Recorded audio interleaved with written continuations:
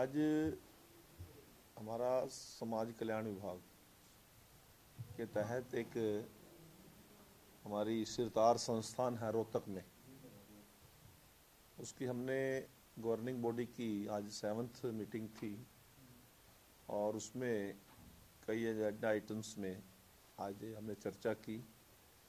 क्योंकि सिरतार एक ऐसी संस्थान है दिव्यांग बच्चों के लिए जो देश के अंदर उड़ीसा के बाद पहला स्थान रखती है। एक ऐसी संस्था उड़ीसा में है, नॉर्थ इंडिया में तो कोई संस्थान इसके लेवल का है ही नहीं। और उसके अंदर हम बच्चों का बौद्धिक विकास कैसे हो, दिव्यांग बच्चों का, इस प्रकार का हमारा इंस्टीट्यूट वो चलता है, एजुकेशनल इंस्टीट्यूट है वो। उसमें बहुत सी तो पिछली बैठक को उसको रिव्यू करना था, जो हमने पहले पिछली बैठक में एजेंडे पास किए थे, और साथ में कुछ चीज़ें ऐसी हैं जो उस संस्थान को हम इंडिया में नंबर 1 पर लेकर आना चाहते हैं। कुछ नए कोर्सेज शुरू करने की बात है। नेशनल एजुकेशन पॉलिसी आ गई है NEP 2020, तो उन कोर्सेज को उस NEP के साथ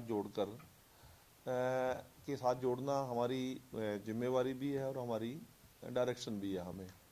तो उसके लिए कुछ अलग बिल्डिंग्स, अलग क्लासरूम्स और हॉस्टल्स और उस प्रकार की लाइब्रेरी, उस प्रकार का वहाँ इंफ्रास्ट्रक्चर खड़ा करने के लिए भी आज गवर्निंग बॉडी ने अपनी अप्रूवल दे दी है।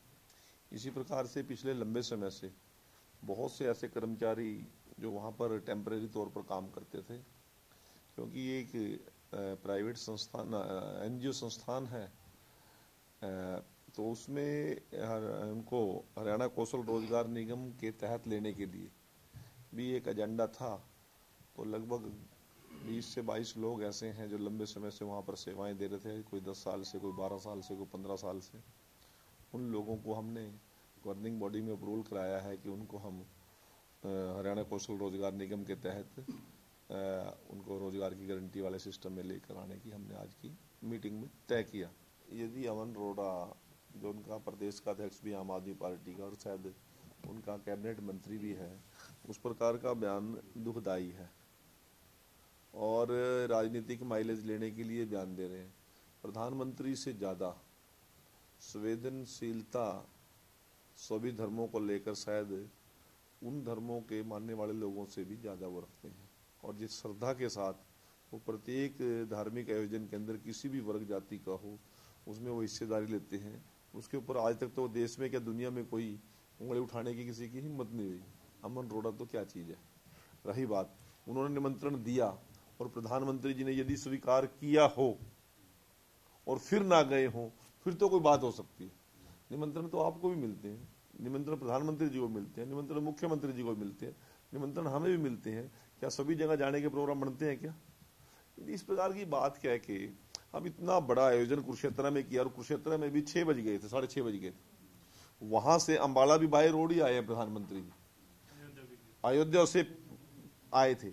उसमें भी 4:30 बजे उन्होंने 4:10 पे कुछ पे लैंड किया, और 1 सवा घंटे कार्यक्रम ये भी था, और अनुभव केंद्र का उद्घाटन भी था। उसके अंदर उसके बाद हमारे ब्रह्म सरोवर पर महाआरती के अंदर भी उन्होंने पार्टिसिपेट किया। तो वो कौन सा टाइम उन्होंने दिया था, कब किया था? और यदि अनंतपुर साहब जाना होगा तो अमन अरोड़ा से पूछ के थोड़े जाएंगे हम।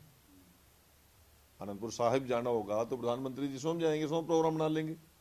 और यदि इन्होंने निमंत्रण दिया और प्रधानमंत्री जी ने स्वीकार किया हो और टाइम दे के ना जाए तो अलग बात है, परंतु एक बात को बिना बात के मुद्दा बना के राजनीतिक वो इस प्रकार की बात मेरे ख्याल में शोभनीय बात नहीं है। दुखद, हाँ बिल्कुल दुखद है।